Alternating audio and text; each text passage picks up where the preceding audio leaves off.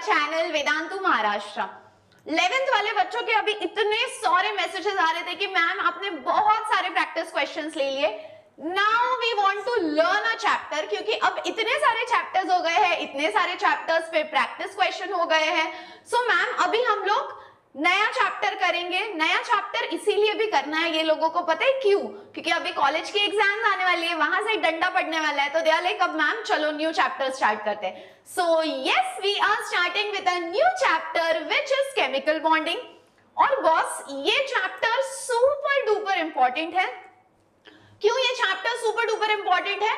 So this chapter is very very very very important because ये 4 chapters 11th standard के तो आपको करने ही करने, and specially if you go to college और स्कूल, यानी रेगुलर कॉलेज और स्कूल करते हो, तो बेटा कॉलेज के फाइनल एग्जाम में 80% questions will be on these 4 chapters which is structure of atom, chemical bonding, basic principles of organic chemistry and hydrocarbon.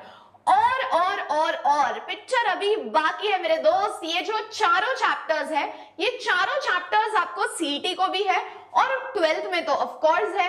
So we need to focus on all the 4 chapters very very very very properly, ठीक है? तो चलो करें फिर शुरू। अब when I से chemical bonding, तो बॉस दो लोगों में बॉन्डिंग क्यों होती है? दो लोगों में का मतलब है दो स्पीशीज में, ठीक है? खुश मत होना ज्यादा। ए और बी में बॉन्डिंग क्यों होती है? मतलब मान लो मैं हूं और मेरी एक फ्रेंड है, हम दोनों में बॉन्डिंग क्यों हुई है? तो हम दोनों में बॉन्डिंग या तो इसीलिए हुई है क्योंकि वो बॉन्ड बनाने के लिए हम दोनों एफर्ट्स ले रहे हैं, पहली बात ये है, या दूसरी बात ये है कि मैंने उसको कोई चीज में हेल्प करी हो और उसने मेरी हेल्प ली हो। आई have helped her in something and she has taken my help. उसके वजह से क्या हुआ? I have helped her and she has taken my help. इसके वजह से because of this what has happened, we have formed a bond together. So basically bond दो चीजों के लिए बनता है। दो चीजें कौन सी है? या तो हम दोनों ने efforts लिए हो वो bond बनाने के लिए, this is point 1, या तो we both have taken efforts to make this bond, या तो I have helped her and she has taken the help. So we bonded over that. बराबर है? सो एग्जैक्टली वैसा ही केमिस्ट्री में दो स्पीशीज में बॉन्ड क्यों बनता है? तो बॉस बॉन्ड बनने के पीछे जो सबसे मेजर रोल प्ले करता है वो है इलेक्ट्रॉन्स। तो बॉन्ड बनता है इलेक्ट्रॉन्स के वजह से, ठीक है? सो दो स्पीशीज में बॉन्ड बनता क्यों है? तो दो स्पीशीज में बनता है bond due to the electrons. अब इलेक्ट्रॉन्स के वजह से बॉन्ड कैसे बनेगा? How will we form a bond due to the electrons?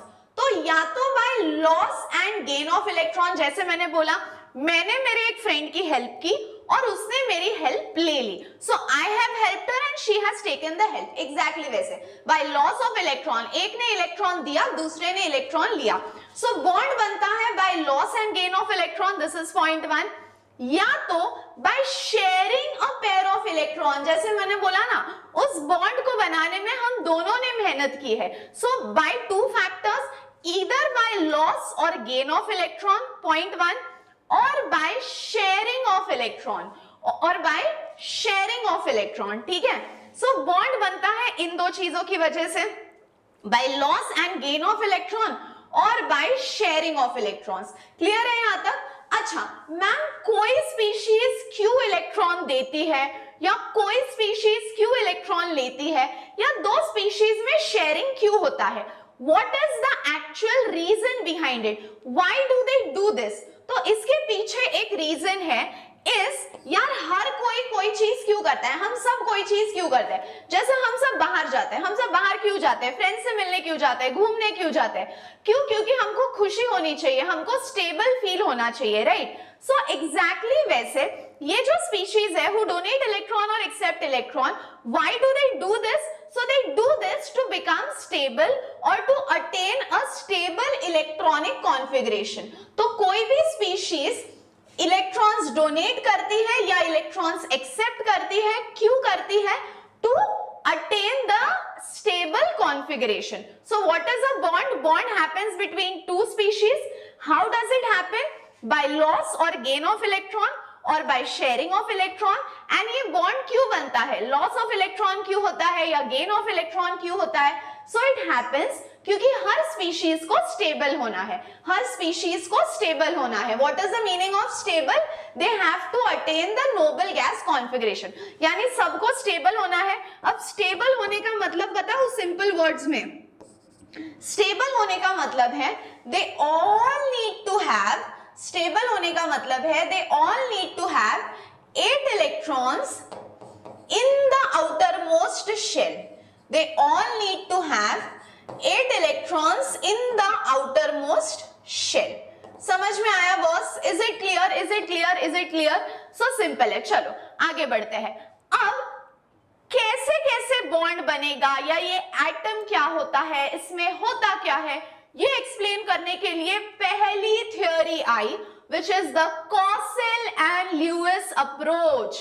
अच्छा, ये थ्योरी का एक और नाम है थ्योरी ऑफ वैलेंस और electronic theory. Theory of valence, theory of valence, ठीक है, एक और नाम है इसका थ्योरी ऑफ वैलेंस और इलेक्ट्रॉनिक थ्योरी, इलेक्ट्रॉनिक थ्योरी. ठीक है, अब इसमें होता क्या है, कॉसेल एंड ल्यूइस अप्रोच हो या इलेक्ट्रॉनिक थ्योरी ऑफ वैलेंस हो, इसमें जुगाड़ क्या लगता है? What is this theory, what happens in this theory? तो बॉस देखो, ये थ्योरी में ना एक साइंटिस्ट आया और उसने अपना तेज दिमाग दौड़ाया और बोला कि देखो भाई, एटम में दो ही चीजें हैं. एटम में कितनी चीजें हैं? एटम में दो ही चीजें हैं. कौन सी दो चीजें हैं एटम में? ठीक है, एटम में दो ही चीजें हैं. कौन सी दो चीजें हैं एटम में बताओ? तो उसने बोला atom consist of only 2 parts. एक को हम बोलेंगे कर्नल और एक को हम बोलेंगे वैलेंस शेल. ठीक है, so he said atom consist of only 2 parts, one is the kernel and one is the valence shell. फिर हमने बोला अरे यार थोड़ा अच्छे से समझाओ, please elaborate, what is the meaning of kernel? तो उसने बोला देखो भैया, ये सेंटर में है न्यूक्लियस. अरे हो बोला, हो, वेरी गुड. सेंटर में है न्यूक्लियस, इसके आजू बाजू कौन है बॉस? इसके आजू बाजू है शेल्स, इसके आजू बाजू है शेल्स. सो सेंटर में है न्यूक्लियस, न्यूक्लियस के आजू बाजू में है शेल्स. ठीक है, सेंटर में है न्यूक्लियस, न्यूक्लियस के आजू बाजू, बाजू किधर है? हाँ, ये देखो, इसके आजू बाजू में है शेल्स. अब ये शेल्स में होता क्या है? तो बॉस ये शेल्स में रिवॉल्व करते हैं इलेक्ट्रॉन्स. अब उसने क्या बोला, ये जो आउटर मोस्ट शेल आपको दिख रहा है, अरे हो बोला, वेरी गुड. ये जो आउटर मोस्ट शेल दिख रहा है, इसको हम बोलेंगे वैलेंस शेल. क्या बोलेंगे बॉस? Valence shell. जो सबसे बाहर वाला शेल है उसको हम बोलेंगे वैलेंस शेल. लेकिन लेकिन लेकिन लेकिन ये जो वैलेंस शेल छोड़कर उसके अंदर जो भी है, अंदर के शेल्स हो या न्यूक्लियस हो, ये जो भी अंदर है इसको हम बोलेंगे कर्नल. क्या बोलेंगे बॉस? कर्नल. सो पहला साइंटिस्ट आया जिसने बोला तुम सब रुको बेटा, अब कोशिश तेरा भाई करेगा. और उसने क्या बोला, एटम्स के सिर्फ 2 पार्ट्स है, one is the kernel and one is the valence shell. अब ये जो सबसे बाहर का शेल होता है उसको बोल दिया वैलेंस शेल. लेकिन लेकिन लेकिन लेकिन वैलेंस शेल के अंदर, वैलेंस शेल के अंदर, वैलेंस शेल के अंदर जो भी है उसको हम बोलेंगे कर्नल. फिर उसमें न्यूक्लियस आ गया, इनर शेल्स आ गए, सब लोग आ गए, उसको हम बोलेंगे बॉस कर्नल. चलो क्लियर है यहाँ तक? गिव मी अ यस और no guys. Take a screenshot, इसका स्क्रीनशॉट ले लो जल्दी. चला बॉस, घेतला screenshot? Okay, should we move forward? Okay, चलो नेक्स्ट कॉन्सेप्ट पे जाते हैं. अभी नेक्स्ट कॉन्सेप्ट है आपका ऑक्टेट रूल. यार ये ऑक्टेट रूल का मतलब क्या है? तो देखो, ऑक्टेट रूल जो है वो एक साइंटिस्ट लेके आया जिसका नाम था ल्यूइस थ्योरी। तो वैसे आपको 12th में है in a topic called as ionic equilibrium, but यहाँ पे ऑक्टेट रूल का मतलब क्या है, तो let us break it down. ठीक है, रट्टा नहीं मारना है बॉस, कॉन्सेप्ट का फील लेके पढ़ो। किसका फील लेके पढ़ो? कॉन्सेप्ट का फील लेके पढ़ो। What do you mean by octet? तो बॉस ऑक्टेट का अर्थ होता 8, ऑक्टेट का अर्थ होता 8। सो what is the meaning of 8? Octet rule होता क्या है? तो सिंपल है, देखो ये साइंटिस्ट ने हम लोग को क्या बोला कि हर, ध्यान से सुनो, ये साइंटिस्ट ने हमको बोला कि हर एलिमेंट हो या कोई कंपाउंड हो या कोई मॉलिक्यूल, कंपाउंड नहीं मॉलिक्यूल हो, so if there is any atom, ले लो एटम या एलिमेंट ले लो, कोई एटम हो या मॉलिक्यूल हो, कोई एटम हो या मॉलिक्यूल हो, सो एटम हो या मॉलिक्यूल हो, they will never be stable, they will never be stable. Ma'am असं कसं, ऐसे कैसे होगा कि वो स्टेबल ही नहीं है? तो उन्होंने बोला कोई एटम हो या मॉलिक्यूल हो, they will never be stable until and unless they have 8 electrons, they have 8 electrons in the outermost shell, they have 8 electrons in the outermost shell। तो सिंपल है बॉस, उनका बोलना था, ये साइंटिस्ट का बोलना था कि a atom will only be stable, a atom will only be stable if it has 8 electrons in its outermost shell. An atom will only be stable if it has 8 electrons in the outermost shell. Simple बात है। अच्छा ma'am, अब ये तो समझ में आ गया, लेकिन मेरी प्यारे बच्चा पार्टी, केमिस्ट्री हो और एक्सेप्शन ना हो, ऐसे हो सकता है?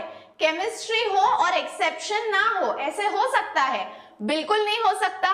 तो ये थ्योरी के भी तो कोई एक्सेप्शन है, तो हम पहले तो थ्योरी लिख लेंगे, ऑक्टेट रूल लिख लेंगे, and then we will write the exception. तो क्या बोला क्या है ऑक्टेट रूल ने? देखो, an atom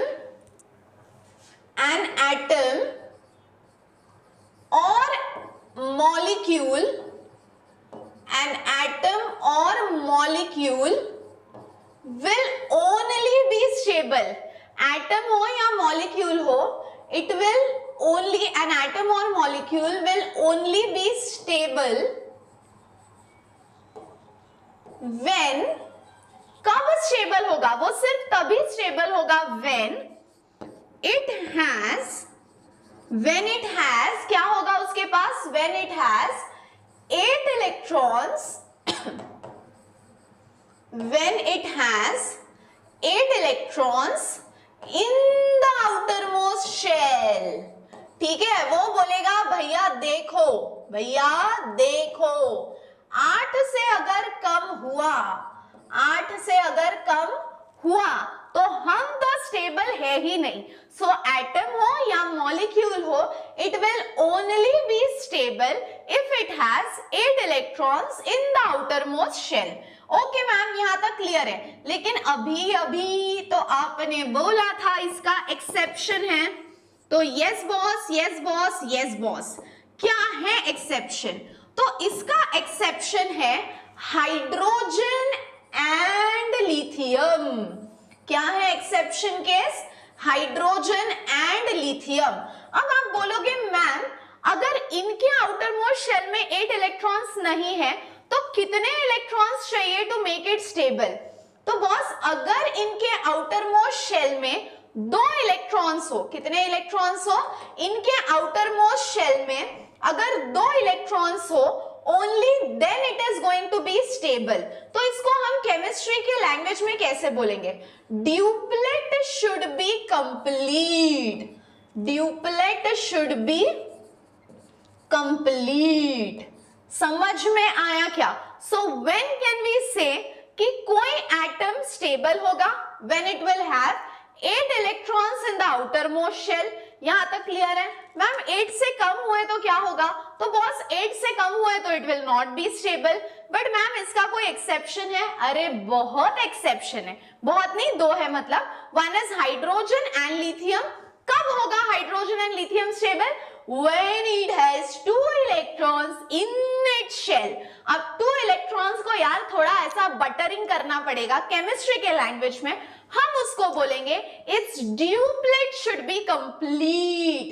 Its duplet should be complete. बस यहां तक क्लियर होगा तो सियोना मैम को कैसे पता चलेगा कि तुमको कॉन्सेप्ट समझ गया है? तो कॉन्सेप्ट समझ गया होगा तो give me a red heart in the chat section. जल्दी जल्दी जल्दी, लवकर.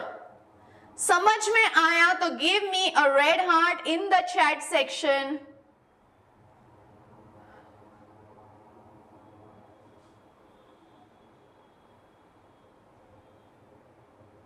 जल्दी जल्दी जल्दी. यस. अरे इतना टाइम. अहो असं कसं चालणार? असं कसं चालणार? पटकन रिएक्ट करा. चला चला जाऊयात पुढे, जाऊयात पुढे, जाऊयात पुढे. Very good. अब देखो ऑक्टेट रूल तो समझ में आ गया तुम लोग को. अब आयोनिक बॉन्ड समझने के लिए, ऑक्टेट रूल तो समझ में आ गया, लेकिन आयोनिक बॉन्ड समझने के लिए you guys need to understand electronic configuration. Ma'am electronic configuration क्या होता है? तो बॉस इलेक्ट्रॉनिक कॉन्फ़िगरेशन का मतलब है इलेक्ट्रॉन्स को हम लोगों को शेल में डालना है. इलेक्ट्रॉनिक कॉन्फ़िगरेशन का मतलब है इलेक्ट्रॉन्स को हम लोगों को शेल में डालना है. लेकिन अब बहुत बच्चों को लगता है मैम वो 1s 2s 3s वाला क्या? हाँ वही, लेकिन आज वो मैं तुमको इतने अच्छे जुगाड़ से समझाऊंगी कि आधी रात को भी मैंने तुमको इलेक्ट्रॉनिक कॉन्फ़िगरेशन पूछ लिया तो मेरी गारंटी है तुम लोगों को आएगा. बस all you have to do is pay attention here. देखो 4 सब शेल्स है, ठीक है, जैसे K L M N ये हमने सीखे होते हैं. अब K L M N के अंदर सब शेल्स आते हैं जिसको हम बोलते हैं S P D F. अब हर एक की कैपेसिटी होती है. जैसे देखो हमारी भी तो कैपेसिटी है कि मैम हम 3 घंटे से ज्यादा तो नहीं पढ़ सकते. वैसे ही ये सब शेल की भी कैपेसिटी है. और क्या कैपेसिटी है? तो बॉस ये सब शेल की कैपेसिटी है कि S कैन एकोमोडेट मतलब उसके घर में रह सकते हैं. S सबशेल के घर में 2 इलेक्ट्रॉन्स रह सकते हैं. P सबशेल के घर में 6 इलेक्ट्रॉन्स रह सकते हैं. D सबशेल के घर में 10 इलेक्ट्रॉन्स और F सबशेल के घर में 14 इलेक्ट्रॉन्स. इतना समझ लो. सो S subshell contains 2 electrons, P subshell contains 6 electron, D subshell contains 10 electron and F subshell contains 14 electron. यहां तक समझ में आया? Very good very good very good. अब देखो हम कैसे करेंगे.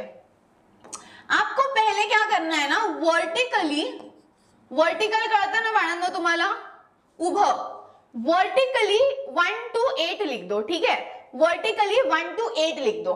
उसके बाद वर्टिकली 1 to 8 लिख दो. उसके बाद जितना नंबर रहेगा, ध्यान से सुनो, ये जुगाड़ तुमको समझ गया तो लाइफ टाइम इनऑर्गेनिक में प्रॉब्लम नहीं आएगा.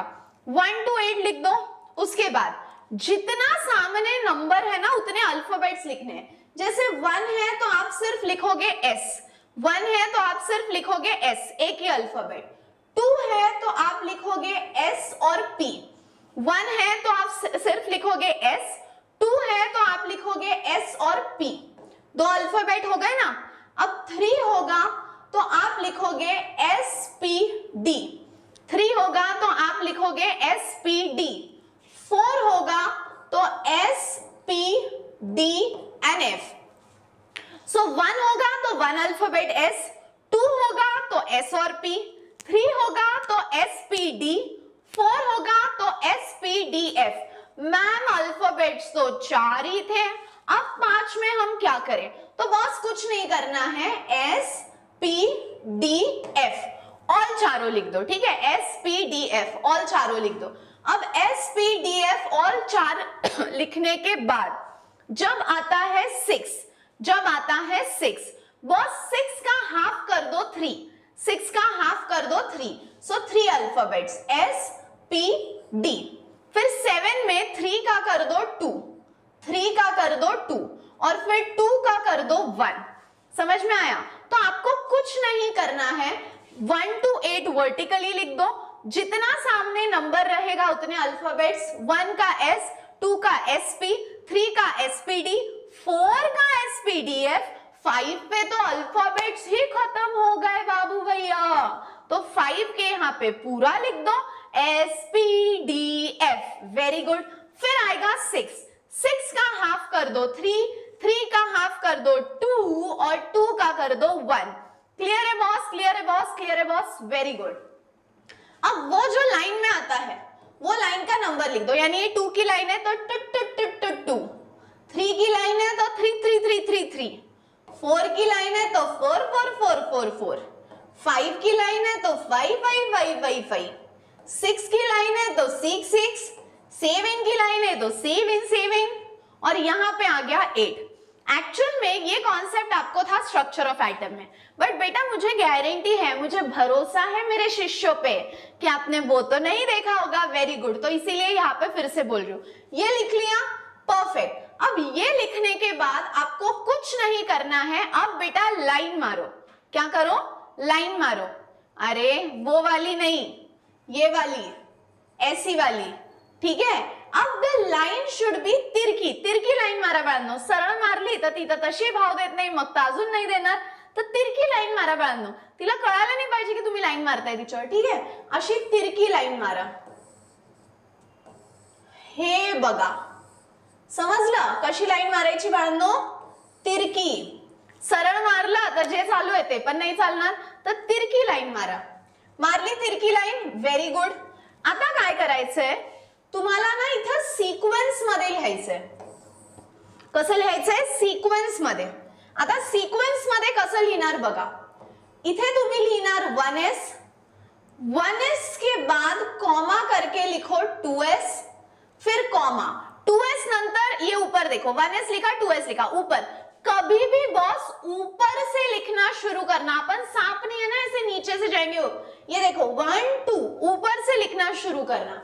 अब लिख दो टुप्पी, टुप्पी के बाद उसी लाइन में नीचे आ जाओ 3s, 3s के बाद ऊपर चले जाओ, इधर लिख दो 3p, 3p के बाद नीचे आ जाओ, इधर लिख दो 4s, 4s के बाद फिर से ऊपर 3d, 3d के बाद नीचे आ जाओ 4p, त्यानंतर आहो बोला बोला बोला बोला 5s, 5s के बाद फिर से ऊपर जाओ 4d, 4d के बाद नीचे चले जाओ 5p, 5p के बाद 6s, फिर से ऊपर चले जाओ 4f, 4f के बाद 5d, 6p, 7s, यहां तक आ गए, फिर 5f, फिर उसके बाद 6d, फिर उसके बाद 7p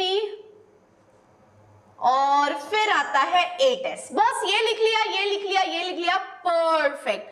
अब अगर तुमको ये समझ गया ना बॉस, तो तुम्हारा इनऑर्गेनिक में कोई हाथ नहीं पकड़ सकता, तुम इतने आगे निकल जाओगे, because this is the heart of inorganic chemistry.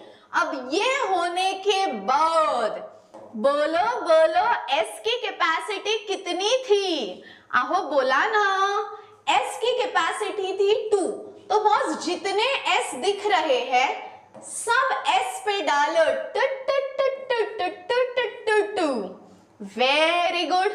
उसके बाद जितने P दिख रहे हैं, P की कैपेसिटी कितनी है? 6 किधर है P? आहो P कुठे आहात तुम्ही? Very good. उसके बाद D की कैपेसिटी कितनी है? 10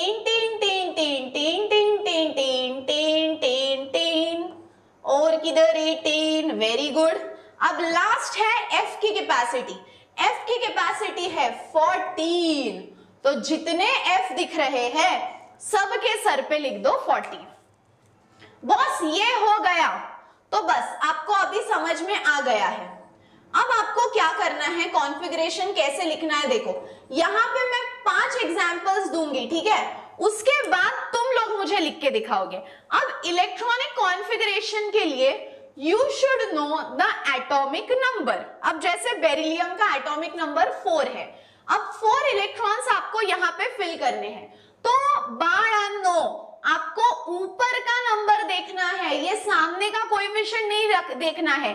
सर पे जो नंबर लिखा है ना, सर पे वो नंबर देखो। अभी 4 है तो हम लिखेंगे 1s2, यानी 2 इलेक्ट्रॉन इधर गए और 2 इलेक्ट्रॉन इधर, तो 2 इधर 2 इधर, तो 2 और 2 कितने हुए, 4, 1s2 2s2, यानी 4 इलेक्ट्रॉन्स हो गए।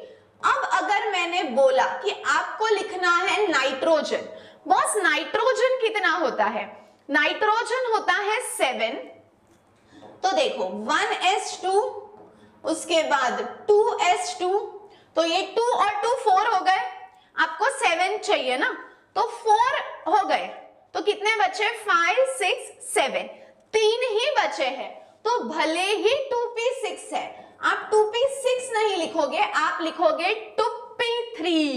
क्या लिखोगे boss, 2p3। Very good very good very good. उसके बाद हम लेंगे सोडियम, सोडियम है 11, तो 1s2 2s2 2p6, आहो सांगा सांगा किती झाले, 2 और 2 4 और ये 6 हुआ 10, 2 और 2 4 और ये 6 हुआ 10, और अब 10 हुआ, आगे है 3s2, लेकिन आगे तो 3s2 है लेकिन 10 हुए, हमको तो एक की ही जरूरत है, तो हम 3s2 नहीं लिखेंगे बॉस, हम लिखेंगे 3s1। जम्या की नाही, जम्या की नाही, जम्या की नाही, व्हेरी गुड। आता पुढे बघा, आता कोणतं घ्यायचं, आहो बोला बोला लाजू नका, बोरॉन घेऊ, चला बोरॉन है 5, तो 1s2 2s2 कितना हुआ रे, 2 और 2 4, तुमको एक ही चाहिए तो 2p1। फिर सबका फेवरेट और इन ऑर्गेनिक केमिस्ट्री का नहीं, ऑर्गेनिक केमिस्ट्री का हीरो एलिमेंट, सबका फेवरेट कार्बन, तो बोलो बोलो 1s2 2s2, 2 और 2 कितना हुआ रे, 4, अब और 2 बचे हैं 5 6, तो भले ही 2p6 है, लेकिन लेकिन लेकिन हम 2p6 नहीं लेंगे, हम लेंगे 2p2। क्या लेंगे बॉस, 2p2, तो 2 4 6। चलो वन लास्ट एलिमेंट जो मैं आपके लिए लेने वाली हूं, oxygen, which is 8, 1s2 2s2, 2 और 2 4 हुआ, और कितना बचा है, 4 ही बचा है, तो ये 2p6 है, 2p6 है, तो अब देखो 4 तो हुआ, 4 ही बचा है, तो मैं यहां पे लिख दूंगी 2p4। बस जिसको ये समझ में आ गया ना, मेरी गारंटी है, जैसे मैंने बोला इनऑर्गेनिक में कोई प्रॉब्लम नहीं आएगा। तो ये इलेक्ट्रॉनिक कॉन्फ़िगरेशन का या तो स्क्रीनशॉट ले लो, या लिखना है तो 1 सेकेंड में लिख लो। मैम वो तो पॉसिबल ही नहीं है, तो फटाफट समझ में आया तो गिव मी अ रेड हार्ट। और मेरे को ना मैग्नीशियम का एटॉमिक नंबर 12 है, मेरे को 12 का इलेक्ट्रॉनिक कॉन्फ़िगरेशन चैट सेक्शन में बोलो, ठीक है, मैग्नीशियम 12 का मेरे को चैट में बोलो, चलो जल्दी जल्दी जल्दी जल्दी। चलो बाळांनो, कमेंट सेक्शन मध्ये सांगितलंय तुम्ही magnesium, okay, 1s2 2s2 2p6 3s2, that's it, 12 है ना बाबा, तो 2 4 6, यानी ये हुआ 10 और ये 2 हुआ 12। चलो next is a ionic bond. Now what do you mean by ionic bond, तो बॉस आयोनिक बॉन्ड यानी ऐसा बॉन्ड, कैसा बॉन्ड, ऐसा bond which is formed by, ठीक है, आयोनिक बॉन्ड यानी ऐसा बॉन्ड जो कैसे बनता है, bond formed by, bond formed by कैसे बनता है, लॉस और गेन ऑफ इलेक्ट्रॉन्स, ठीक है, ऐसा बॉन्ड जो कैसे बनता है, ड्यू टू लॉस और गेन ऑफ इलेक्ट्रॉन्स। अब आप बोलोगे मैम लॉस ऑफ इलेक्ट्रॉन या गेन ऑफ इलेक्ट्रॉन से बॉन्ड तो बनता है, बट कोई भी स्पीशीज अपना इलेक्ट्रॉन क्यों लूज करेगी और कोई भी स्पीशीज दूसरे का इलेक्ट्रॉन क्यों गेन करेगी? तो बॉस लॉस ऑफ इलेक्ट्रॉन हो या गेन ऑफ इलेक्ट्रॉन हो, लॉस हो या गेन हो, दोनों के पीछे एक ही रीजन है, कोई भी इलेक्ट्रॉन लूज करेगा या इलेक्ट्रॉन गेन करेगा, क्यों? To attain noble gas configuration. तो कोई भी एलिमेंट इलेक्ट्रॉन लूज क्यों करेगा या गेन क्यों करेगा? Because everyone wants to attain a noble gas configuration. तो नोबल गैस कॉन्फ़िगरेशन अटेन करने के लिए कोई भी एलिमेंट इलेक्ट्रॉन लूज करेगा या गेन करेगा, और लॉस और गेन से बना हुआ है आयोनिक बॉन्ड। अब देखो NaCl का एक बहुत अच्छा एग्जाम्पल उन्होंने दिया है। अब NaCl बनता कैसे है? तो बॉस देखो, अब आपको पता चलेगा कि मैम ने इलेक्ट्रॉनिक कॉन्फ़िगरेशन क्यों सिखाया। तो है सोडियम। सोडियम का इलेक्ट्रॉनिक कॉन्फ़िगरेशन क्या है? 1s2 2s2 2p6 3s1। पीछे मैंने लिख के दिया ना, वो देख के आप समझ जाओ। 1s2 2s2 2p6 3s1। और इसका देखो क्या है, 1s2 2s2 2p6 3s2, आगे क्या आएगा 3s2, हाँ फिर 3p5 आएगा। तो अब हो गए 17, देख लो एक बार हो गए क्या, 2 4 6, ये हो गए 10, ये हो गए 12 और ये +5 17। अब आप एक चीज देखो, क्या देखो, एक चीज, अगर मान लो, क्या करो बेटा, मान लो सोडियम ने ये वाला इलेक्ट्रॉन अगर दे दिया, 3s1 जो है ना, सोडियम ने ये वाला इलेक्ट्रॉन अगर दे दिया, तो उसके आउटर मोस्ट शेल में 6 + 2 8 इलेक्ट्रॉन्स रहेंगे। सोडियम ने अगर ये वाला इलेक्ट्रॉन दे दिया तो उसके आउटर मोस्ट शेल में 6 + 2 8 इलेक्ट्रॉन्स रहेंगे, बराबर है। और अगर ये एक इलेक्ट्रॉन क्लोरीन को मिल गया, अगर ये एक इलेक्ट्रॉन क्लोरीन को मिल गया, तो 6 + 2, इसके भी आउटर मोस्ट शेल में 8 इलेक्ट्रॉन, 6 + 2 या तो छोड़ दो, इधर का 6 ले लो, 6 + 2 8 इलेक्ट्रॉन्स हो जाएंगे। देखो फिर से समझाती हूँ, अगर सोडियम ने ये वाला इलेक्ट्रॉन दे दिया तो 6 + 2 8 इलेक्ट्रॉन्स हो जाएंगे, और अगर क्लोरीन ने एक इलेक्ट्रॉन ले लिया तो इसके पास 6 हो जाएंगे, 6 + 2 8, दोनों खुश, एक दे के खुश है, एक ले के खुश है, तो क्यों ना दोनों को खुश किया जाए। तो अगर अब मैं इसमें Na+ लिखती हूँ, क्यों? क्योंकि उसने एक इलेक्ट्रॉन दे दिया ना, तो 1s2 2s2 2p6, अब वो एक इलेक्ट्रॉन तो उसने दे दिया, किसको दे दिया, क्लोरीन को, तो क्लोरीन पे आया माइनस चार्ज क्योंकि उसने एक इलेक्ट्रॉन लिया, 1s2 2s2 2p6 3s2, और अब ये हो जाएगा 3p6। तो now you can see 6 + 2 is also 8, and यहां पर भी 6 + 2 is also 8। सो इसका मतलब है एक ने इलेक्ट्रॉन डोनेट किया, एक ने इलेक्ट्रॉन एक्सेप्ट किया। लॉस और गेन से कौन सा बॉन्ड बना है, आयोनिक बॉन्ड, और एक ने लूज किया और एक ने गेन किया, उसके वजह से दोनों का इलेक्ट्रॉनिक कॉन्फ़िगरेशन, एक ने लूज किया एक ने गेन किया, दोनों का इलेक्ट्रॉनिक कॉन्फ़िगरेशन स्टेबल हो गया। कैसा हो गया बॉस? दोनों का इलेक्ट्रॉनिक कॉन्फ़िगरेशन स्टेबल हो गया। What do you mean by stable? Both have got 8 electrons in their outermost shell. समझ में आ गया बॉस सोडियम क्लोराइड का? Very good. अब आगे बढ़ेंगे, चलो। Formation of calcium chloride. अब अगेन कैल्शियम का electronic configuration, calcium is 20, calcium is 20। अब बताओ 20 का कैसा होगा? 1s2 2s2 2p6 3s2 3p6 4s2, कितना हुआ रे?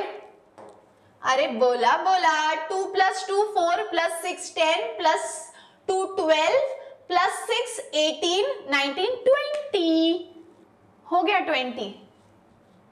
अरे रुको, हो गया 20 या नहीं हुआ? रुको एक बार अपन पीछे देखेंगे। कैल्शियम 20 है ना? अरे हो बोला, हो बोला, हो बोला, हो बोला। 2 4 6 मतलब ये हुए 10, ये हुआ 10 12 12 है ना 12, फिर 13 14 15 16 17 18 19 20। Perfect perfect perfect perfect. ठीक है, अब देखो ये तो हो गया कैल्शियम। अब क्लोराइड CaCl2 बोला है, यानी 2 क्लोरीन है ना, तो 2 क्लोरीन है तो मैं एक इधर लिखती हूं, एक इधर लिखती हूं। ये भी 17 है, ये भी 17 है। 1s2 2s2 2p6 3s2 3p5। देखो 17 हुआ कि नहीं? 10 12 17। और इधर 1s2 2s2 2p6 3s2 3p5। Done boss, done boss, done boss, very good. यहां तक समझ गया तो अब ध्यान से देखो। यहां तक समझ में आया तो अब ध्यान से देखो, ध्यान से। यहां तक सबको क्लियर है? यस और नो, यस और नो, यस और नो, यस और नो, यस और नो, यस और नो। अब देखो ध्यान से देखो, कैल्शियम का जो आउटर मोस्ट शेल है उसमें कितने इलेक्ट्रॉन्स है? कैल्शियम का जो आउटर मोस्ट शेल है उसमें 2 इलेक्ट्रॉन्स है, बराबर है। अभी ये क्लोरीन को भी स्टेबल होने के लिए एक ही इलेक्ट्रॉन चाहिए, क्योंकि ये 6 हो जाएगा। फिर एक इलेक्ट्रॉन अगर इसको मिलेगा तो ये 6 हो जाएगा, फिर 6 + 2 8। इसको भी एक इलेक्ट्रॉन चाहिए तो फिर ये भी 6 हो जाएगा, फिर 6 + 2 8। और अगर कैल्शियम ने ये 2 दे दिए तो अगेन 6 + 2 8 हो जाएगा। तो इसका मतलब है ये जो 4s2 के इलेक्ट्रॉन है, ये जो 4s2 के इलेक्ट्रॉन है, कैल्शियम एक इलेक्ट्रॉन इसको देगा तो 6 + 2 8 ये भी स्टेबल, एक इलेक्ट्रॉन इसको देगा 6 + 2 ये भी स्टेबल, और यहां पे ये दोनों तो चले गए, 6 + 2 ये भी स्टेबल। देखो उसने कितना भला काम किया, एक इलेक्ट्रॉन ये क्लोरीन को, एक इलेक्ट्रॉन ये क्लोरीन को, और उस चक्कर में सबके सब स्टेबल हो गए। अब देखो लिख के बताती हूं तुमको। जैसे क्लोरीन 17 है, अब क्लोरीन ने अगर एक इलेक्ट्रॉन ले लिया तो 1s2 2s2 2p6 3s2 और 3p6, एक इसने इधर ले लिया। ये वाले क्लोरीन ने भी देखो, इसने एक इसको दे दिया, एक इसको दे दिया। अब ये वाले क्लोरीन ने का भी वैसा ही होगा, 1s2 2s2 2p6 3s2 3p6। Okay, और उसके बाद अब देखो कैल्शियम, कैल्शियम ने अपने 2 इलेक्ट्रॉन दिए हैं, एक इसको एक इसको, तो कैल्शियम पे चार्ज आएगा +2। तो अब ये कैसा होगा? ये दोनों तो चले गए, तो 1s2 2s2 2p6 3s2 3p6। अब बताओ क्या होगा? 6 + 2 8 ये भी स्टेबल, 6 + 2 8 ये वाला भी स्टेबल, और 6 + 2 8 ये वाला भी stable.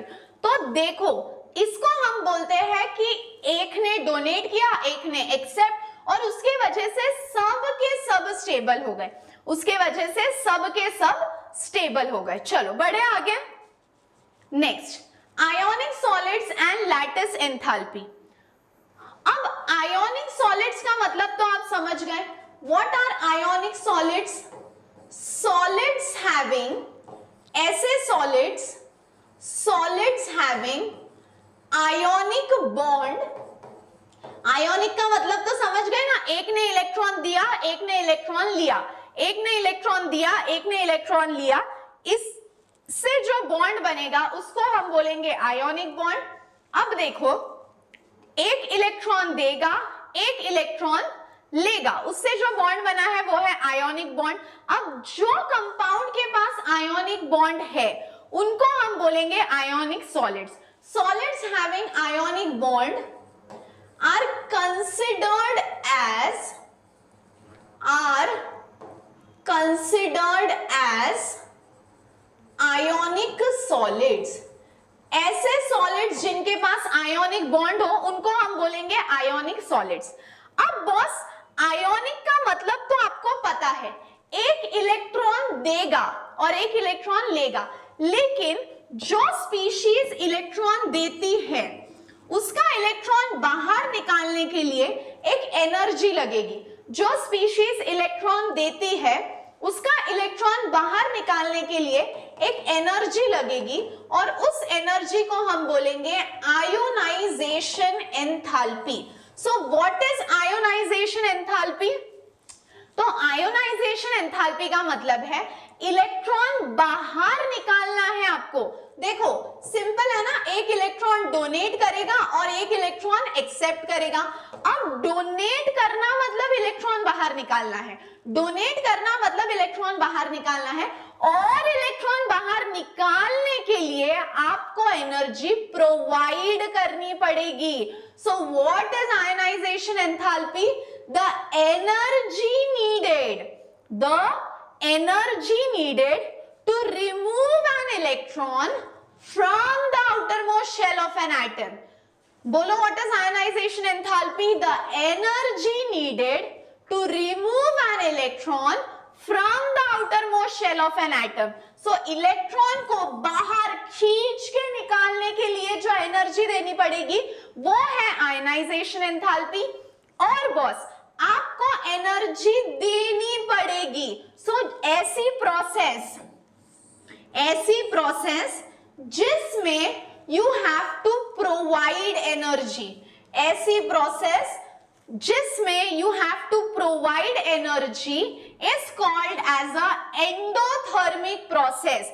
So ionisation enthalpy is a endothermic process, ठीक है, क्योंकि इलेक्ट्रॉन बाहर निकालने के लिए आप एनर्जी दे रहे हो। So that is a endothermic process. और देखो अब एक ने इलेक्ट्रॉन दे दिया, अब यहां पे एक स्पीशीज है जो इलेक्ट्रॉन एक्सेप्ट करेगा। अब जो इलेक्ट्रॉन दे रहा है उसको तो हम एनर्जी प्रोवाइड कर रहे हैं, एंडोथर्मिक है, बट जो इलेक्ट्रॉन ले रहा है, जिसको आपने रेडीमेड चीज दे दी है, वो तो खुश हो जाएगा, जिसको रेडीमेड चीज दी है वो तो खुश हो जाएगा।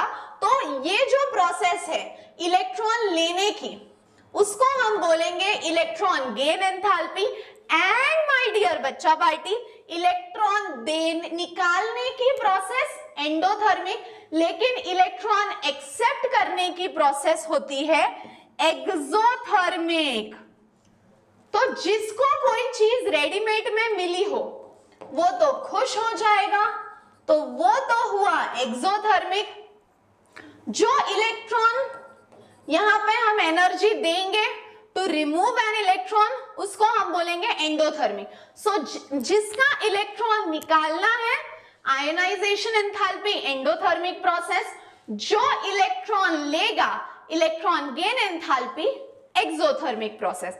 क्लियर है बॉस? क्लियर है बॉस? क्लियर है boss? Give me a yes और नो। चलो हाँ, ionisation enthalpy is always endothermic process while electron gain enthalpy is always a exothermic process। चलो आगे बढ़ो। Next, what is lattice enthalpy? अब देखो इसका ना सिंपल मतलब है, हम कॉन्सेप्ट का फील लेंगे। मैंने बोला ना भागना नहीं है बॉस, कॉन्सेप्ट का फील लो। ये देखो, ये है एक डब्बा, ये है एक डब्बा, डब्बा अंडे का फंडा, ये है डब्बा। ये एक है लैटिस, ये एक है लैटिस, ठीक है। लैटिस मतलब एक डब्बा, और एंथैल्पी का मतलब तो है एनर्जी। लैटिस का मतलब डब्बे में डब्बा, और एंथैल्पी का मतलब है एनर्जी। अब लैटिस एंथैल्पी मतलब क्या? तो ये जो डब्बा है ना, डब्बे में डब्बा, ये जो डब्बा है ना, ये डब्बे को हम तोड़ देंगे, ये डब्बे को हम तोड़ देंगे। और किस में तोड़ देंगे? तो ये डब्बे को हम छोटे छोटे टुकड़ों में तोड़ देंगे, ये डब्बे को हम छोटे छोटे टुकड़ों में तोड़ देंगे, और वो छोटे छोटे टुकड़े जो है वो होंगे गैशियस मॉलिक्यूल्स, वो छोटे छोटे टुकड़े होंगे गैशियस मॉलिक्यूल्स। सो एक बड़ा सा डब्बा यानी लैटिस। अब ये लैटिस की क्वांटिटी कितनी है बॉस? 1 मोल। तो ये जो बड़ा सा डब्बा है लैटिस, हमको इसका टुकड़ा टुकड़ा टुकड़ा टुकड़ा करना है। और किस में टुकड़ा करना है? तो गैशियस मॉलिक्यूल्स या गैशियस कंपोनेंट्स में। तो इसको हम बोलेंगे लैटिस एंथैल्पी। अब कॉन्सेप्ट समझ गया तो डेफिनेशन देखो, lattice enthalpy is an in an ionic solid, lattice enthalpy of an ionic solid, lattice enthalpy of an ionic solid is defined as, lattice enthalpy of an ionic solid is defined as the energy required. enthalpy मतलब क्या? Energy. क्यों लगेगी energy? क्योंकि इसके टुकड़े टुकड़े करने हैं। the energy required to completely separate, अपने को इसके पूरे टुकड़े करने हैं। the energy required to completely separate 1 mole of a solid, 1 mole of a solid into its gaseous component, मतलब 1 mole of solid के gaseous components में टुकड़ा करने के लिए जो एनर्जी लगेगा that is called as lattice enthalpy। Clear है बॉस? क्लियर है बॉस? क्लियर है बॉस? चलो, what is lattice enthalpy? तो lattice enthalpy in an ionic solid is defined as the energy required to completely separate 1 mole of a solid into its gaseous components is called as lattice enthalpy। Definition 1 mark के लिए आ सकती है, ठीक है? रट्टा नहीं मारना है, समझना है। 1 mole of solid का gaseous components में टुकड़ा कर दो, ठीक है? चलो आगे। अब कोवैलेंट बॉन्ड क्या होता है? सीधी बात, नो बकवास, सीधी बात, नो बकवास, ठीक है? देखो, ये एक एटम, ये एक एटम, ये एक एटम, ये एक एटम, ये एक एटम। अब ये दोनों एटम्स क्या बोलते हैं? ये वाला जो एटम है ये बोलता है मुझे तेरे से दोस्ती करनी है। फिर ये वाला भी एटम बोलता है मुझे तेरे से दोस्ती करनी है। ये वाला एटम बोलता है, देखो,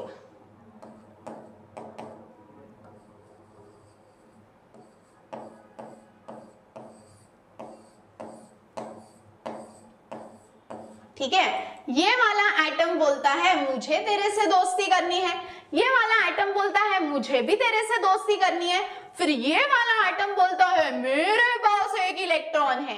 ये वाला एटम बोलता है मेरे पास भी एक इलेक्ट्रॉन है। तो क्यों ना हम दोनों साथ में आ जाए। अब साथ में आने के लिए 2 चीजें इंपॉर्टेंट है। देखो, अपनी दोस्ती बहुत सबसे होती है क्या? नहीं। दोस्ती होने के लिए वाइब भी तो मैच होना चाहिए। यस और नो? दोनों का इलेक्ट्रोनेगेटिविटी यानी दोनों की एनर्जी, दोनों की वाइब मैच होना इंपॉर्टेंट है। तो दोनों की इलेक्ट्रोनेगेटिविटी हो या दोनों की इलेक्ट्रोपॉजिटिविटी हो, दोनों मैच करना चाहिए। तो अब जब 2 लोगों में बॉन्ड बनता है, जैसे ये भी आ गया और अपनी हीरोइन भी आ गई, ठीक है? अब देखो, हीरोइन आ गई अपना इलेक्ट्रॉन लेकर, हीरो आ गया अपना इलेक्ट्रॉन लेकर, और दोनों ने मिलके क्या बनाया रे? दोनों ने मिलके क्या बनाया रे? तो दोनों ने मिलके बनाया बॉन्ड। इसका मतलब दोनों के बीच में क्या हुआ? शेयरिंग। और शेयरिंग से तो बॉन्ड बना, लेकिन कोई भी 2 लोग साथ में आके बॉन्ड बना सकते क्या? नहीं। तेरी मेरी वाइब भी तो मैच होनी चाहिए। वाइब मतलब एनर्जी। कौन सी एनर्जी? तो इलेक्ट्रोनेगेटिविटी हो या इलेक्ट्रोपॉजिटिविटी हो। तो अब दोनों में अट्रैक्शन होता है, दोनों के पास एक एक इलेक्ट्रॉन है, और दोनों में अट्रैक्शन, दोनों के पास एक एक इलेक्ट्रॉन। तो ये जो फोर्स है जिससे शेयरिंग होती है उसको हम बोलेंगे covalent bond. So what is a covalent bond? It is the attractive force. It is the attractive force which exists due to mutual sharing of electron. दोनों में क्या हो रहा है? दोनों में म्यूचुअल शेयरिंग ऑफ इलेक्ट्रॉन हो रहा है. The attractive force which exists due to mutual sharing of electron. दोनों में बहुत अट्रैक्शन क्यों हुआ? क्योंकि दोनों में हुआ शेयरिंग ऑफ इलेक्ट्रॉन, बट वो किसी में भी होगा क्या? नहीं. तो वो होगा उन एटम्स में which have the similar electronegativity. ये किस में होगा बॉस? तो ये उसमें होगा जिनकी इलेक्ट्रोनेगेटिविटी, यानी तेरी एनर्जी भी सेम है, मेरी एनर्जी भी सेम है. तो अगर दोनों की इलेक्ट्रोनेगेटिविटी सेम हुई तो उनमें क्या बनेगा रे? तो उनमें बनेगा bond. Okay, so what is a covalent bond? The attractive force which exists, ये क्यों होता है? Due to mutual sharing of electron between two atoms. लेकिन ऐसा ही बॉन्ड बनेगा क्या बॉस? नहीं, दोनों की वाइब मैच होनी चाहिए. अब वाइब मैच को हम केमिस्ट्री में क्या बोलेंगे? कि both should have similar electronegativity. Both should have similar electronegativity. और ठीक है मैम, देखो हम दोनों तो सेम नहीं हो सकते, वो इतना नाटक करती है, मैं बेचारा सिंपल, तो ठीक है हम सेम तो नहीं हो सकते, लेकिन हम दोनों में अगर थोड़ा सा डिफरेंस रहा तो चलेगा. तो या तो सेम होनी चाहिए या तो छोटू सा डिफरेंस. कैसा डिफरेंस? छोटू सा डिफरेंस, थोड़ा सा डिफरेंस भी चलेगा. समझ में आया क्या बॉस? यस और नो? तो चलो एक बार पढ़े what is covalent bond. Ready, चलो पढ़ते हैं. What is a covalent bond? The attractive force which exist due to mutual sharing of electron. तू भी लेके आना, मैं भी लेके आऊंगा, तू भी लेकर आना, मैं भी लेकर आऊंगा. The attractive force which exist due to mutual sharing of electron between two atoms. लेकिन दोनों में क्या होना चाहिए? Similar electronegativity और very less difference in electronegativity. उसको हम बोलेंगे covalent bond. समझ में आया boss? Give me a red heart in the chat section जल्दी. ये दोनों देखो कितने सुंदर लग रहे हैं. अब इनके लिए तो रेड हार्ट बनता है, इनके लिए तो रेड हार्ट बनता है. चलो जल्दी, चलो बॉस बड़े आगे. यहां तक सबको क्लियर है? ओके, कोवैलेंट बॉन्ड क्लियर है. तो अब हम देखेंगे कि बॉस ये कोवैलेंट बॉन्ड बनता कैसे है. How do we form this covalent bond? अब इसका पहला एग्जांपल है फॉर्मेशन ऑफ H2. अब फॉर्मेशन ऑफ H2 देखो कैसा है.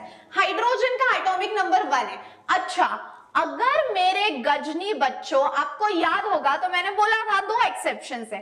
Hydrogen and lithium they need their duplet to be complete. Ma'am ये ड्यूप्लेट होता क्या है? तो अरे गजनी हो क्या, ड्यूप्लेट का मतलब है इट शुड हैव 2 इलेक्ट्रॉन. बस हम दोनों ही हैं और हम दोनों एक दूसरे में बहुत खुश है. तू मेरा मैं तेरी, दोनों अपने में सही से लगे. That is duplet. अब देख ये होगा कैसे. तो देखो हाइड्रोजन का एटॉमिक नंबर 1 है. अब 1 का मतलब क्या है? तो बॉस उसके पास सिर्फ एक ही इलेक्ट्रॉन. दूसरे हाइड्रोजन का एटॉमिक नंबर भी है 1s1, यानी इसके पास भी एक ही इलेक्ट्रॉन. तो अब क्या करे जब किसी को किसी से इलेक्ट्रॉन की जरूरत पड़ जाए? देखो क्या होगा. ये एक हाइड्रोजन, ये अच्छा एक बड़ा हो गया एक छोटा हो गया, बट ऐसे नहीं होता. ठीक है, दोनों सेम ही होते हैं.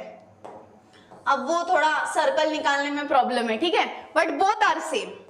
तो ये एक हाइड्रोजन, ये एक हाइड्रोजन, ये एक हाइड्रोजन. ठीक है, अब ये हाइड्रोजन का ये एक रहा इलेक्ट्रॉन और ये हाइड्रोजन का ये रहा इलेक्ट्रॉन. अब दोनों ने शेयरिंग की है. तो बॉस ये जो कॉमन एरिया है, ये कॉमन एरिया में तुमको कितने इलेक्ट्रॉन्स दिख रहे हैं रे? तो ये कॉमन एरिया में 2 इलेक्ट्रॉन्स दिख रहे हैं बाबू भैया, तो इसका मतलब क्या है रे? तो इसका मतलब है बाबू भैया ड्यूपलेट इज कंप्लीट, और ड्यूपलेट कंप्लीट है मतलब क्या? तो इट इज एक्सट्रीमली स्टेबल। समझ में आया क्या बॉस? Very good. नेक्स्ट देखो, ये क्लियर है? Very good. अब हम जाएंगे क्लोरीन। ध्यान से देखो, क्लोरीन का atomic electronic configuration 1s2 2s2 2p6 3s2 3p5 3p5। इसका भी वैसा ही 1s2 2s2 2p6 3s2 3p5। Yes और नो? Very good. अब ध्यान से देखो, ध्यान से। अब क्या होगा? ये 5 और ये 2 कितना हुआ रे? 7। ये 5 और ये 2 कितना हुआ रे? 7। तो अब ध्यान से देखो बाबू भैया, 7 हुआ, 1 2 3 4 5 6 और ये रहा 7। यस और नो? अब इधर भी 7 आएगा। 1 2 3 4 5 6 7। Very good. अब ध्यान से देखो, अब आएगा पिक्चर में ट्विस्ट। ये क्लोरीन का सर्कल और ये वाला ये क्लोरीन का सर्कल। अब ध्यान से देखो, कैसा देखो? देखो मगर प्यार से। ये देखो, ये व्हाइट वाले सर्कल में देखो बॉस, सिर्फ व्हाइट वाले सर्कल में कितने इलेक्ट्रॉन्स हैं? 1 2 3 4 5 6 7 8। ये क्लोरीन तो खुशम खुश हो गया। अब ये वाले क्लोरीन का पिंक सर्कल है, इसमें देखो कितने इलेक्ट्रॉन्स हैं? 1 2 3 4 5 6 7 8। अरे वाह बेटा वाह, इसमें तो एकदम दोनों के दोनों खुशम खुश हो गए। तो ये था formation of Cl2। Take a screenshot. उसके बाद अब आता है फॉर्मेशन ऑफ H2O। अब देखो हाइड्रोजन कैसा है? 1s1। ऑक्सीजन कैसा है? 1s1 1s2 2s2 2p4। फिर से हाइड्रोजन कैसा है? 1s1। अब ध्यान से देखो, कैसा देखो? ध्यान से। ये ऑक्सीजन है, बहुत बड़ा हो गया। ऑक्सीजन कितना है उसके पास? 8 है ना, तो मैं 6 यहां पे निकाल लेती हूँ। 1 2 3 4 5 6। ठीक है, 1 2 3 4 5 6। या जरूरत नहीं है, ऐसे निकालू। 1 2 3 4 1 2 3 4। ये देखो कौन से निकालने हैं, पहले तो वो डिसाइड करो। ये 4 5 6 निकालने हैं ना।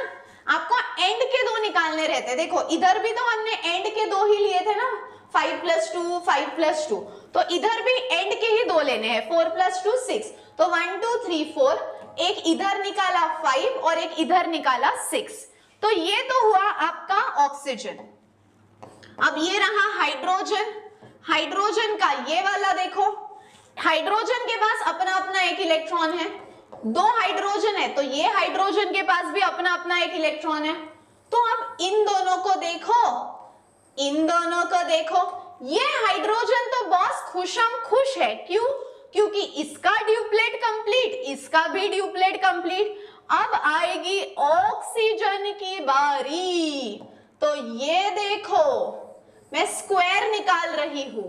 अब ऑक्सीजन के स्क्वायर में देखो बॉस, 1 2 3 4 5 6 7 8। समझ में आया क्या? तो 8 का मतलब है कि ऑक्सीजन भी खुश क्योंकि 8 इलेक्ट्रॉन, हाइड्रोजन भी खुश क्योंकि ड्यूप्लेट कंप्लीट, इधर का भी हाइड्रोजन खुश क्योंकि ड्यूप्लेट कंप्लीट। तो ये हुआ आपका फॉर्मेशन ऑफ H2O। क्लियर है बॉस? ओके, अब इसके बाद हम आगे शुरू करने वाले हैं इन मोर डिटेल की ल्यूइस स्ट्रक्चर क्या होता है, फॉर्मल चार्ज क्या होता है। So in this chemical bonding boss मैं चैप्टर सिर्फ 3 पार्ट्स में लूंगी, part 1, part 2, part 3। Mostly 1 hour to 1 hour 30 minutes का सेशन होगा इसमें, लेकिन मैं आपके previous year questions, exercise question पूरे डिटेल लिखवा कर दूंगी, हर कॉन्सेप्ट एकदम डिटेल में होगा। But you have to stay tuned till part 3। आज हुआ है part 1, हम नेक्स्ट सेशन में देखेंगे part 2 एंड part 3 में हम मोर ऑफ प्रैक्टिस क्वेश्चंस करेंगे। So take a screenshot of this. चलो ओके, यहां तक क्लियर है। So this was part 1। इसके बाद हम देखेंगे पार्ट 2 एंड पार्ट 3। लेकिन बॉस, जाने से पहले एक रिमाइंडर कि अब तक अगर आपने MVSAT के लिए रजिस्टर नहीं किया है तो यार वेट किस चीज का कर रहे हो।